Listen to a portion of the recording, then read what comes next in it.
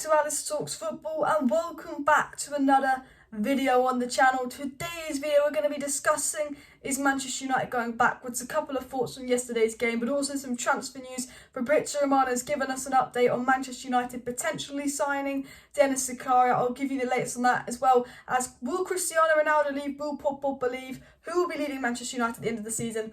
We will be discussing that. But once again, guys, Manchester United have ruined my week, losing yet again another game. And it's a horrible feeling because we thought Ralf Rangnick coming in, we thought we have the super team, we thought everything was going to look good. But yeah, the same problems that were here when Ollie was here are now here under Ralf Rangnick. And it's starting to say to me, is it the players? Guys, is it the players? Is there someone at this club that needs to go? I mean, obviously the Glazers and the board and Wood, they all need to go, but you know what I mean? Is it maybe the players? Because, you know, Ralf Rangnick talks all about this gang and pressing, attacking football and all of that, but we haven't seen gang and pressing. We've seen bloody depressing right now.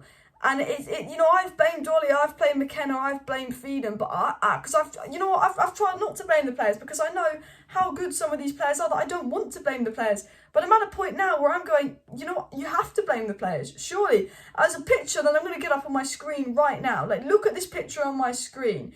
Look at everybody's faces, miserable, miserable, miserable. There's Phil Jones, pumped up, I've got a point to prove. It's like Phil Jones was the best player on the pitch yesterday. He was the only one there that really played his heart out. I thought Varane was decent. I thought Greenwood was decent. I thought obviously De Gea was decent.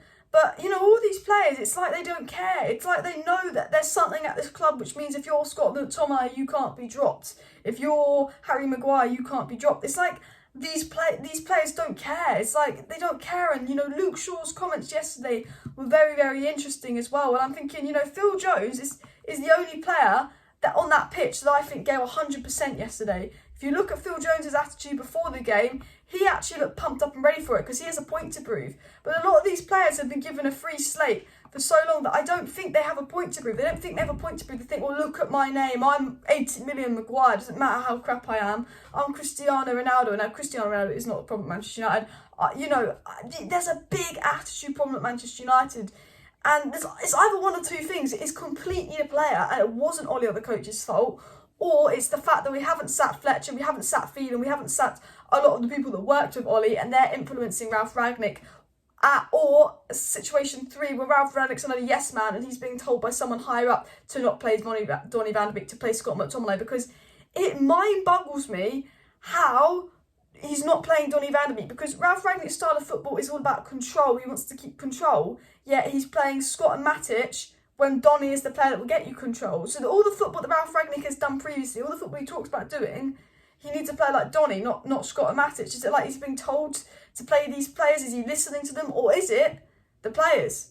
But none of that explains why Donny didn't get on the pitch. And the fact that Ralf Rangnick wants Donny to stay, the fact that Ralf Rangnick promised him in Greece game time, then why didn't he put Donny on for one of the sixes? I will never know. Maybe he believes that Donny's not a 6. Donny can do a job in the 6 role.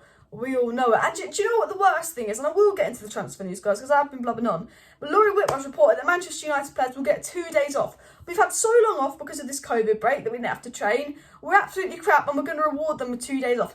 There is a big attitude problem in this squad. The fact that players are complaining they have to train after 5 PM and drive home in the dark. Players complaining the training is too hard, so now they get 2 days off to reward themselves for bloody dropping points to Wolves. Not dropping points, losing at home to Wolves. Yeah, we're going to have 2 days off training now. They do not deserve 2 days off training. They deserve a rest day, but not 2 days off, because they've had so many days off. They're playing so badly. They're complaining about the hours. They're complaining that training is too intensity. It's obvious there's an attitude problem at Manchester United. There are big issues with some players at Manchester United, and they've thrown enough managers under the bus. Some players need to get out of this club. I will say that now. Phil Jones, he showed everyone up. Phil Jones has showed up at £80 million captain. We spent 80 million on Harry Maguire. He's meant to be Manchester United captain, and Phil Jones' performance yesterday is better than anything we've seen from Harry Maguire all season. Honestly. Rob Dawson from ESPN said, even if Manchester United receive a suitable offer for Donny van de Beek, Rangnick will be given the final say on whether he's allowed to leave. Apparently Rangnick wants Donny van de Beek. Donny van de Beek obviously just wants to play game time. If Man United give him game time, he'll stay, but if he's not going to get game time, he wants to go, and all of that. But apparently Rangnick wants to keep Donny. However, Donny wants to assess his options in the January transfer window because 3 shit games, we're not even playing. I mean, it just says it all.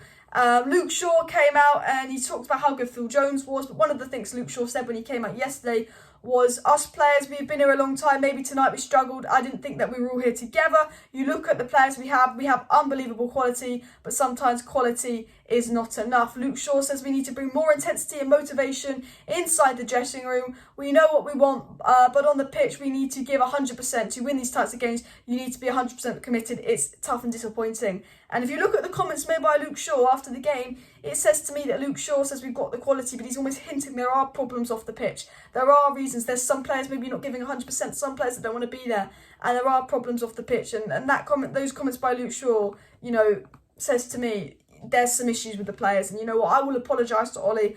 I will apologise to McKenna, because you know what? Maybe they weren't the experts, and maybe they're the reason we're in this mess, and maybe it is because Rangnick's listened to the old coaches. I don't know. But these players are probably incredibly hard to work with, and Ollie protected them. So, you know, respect.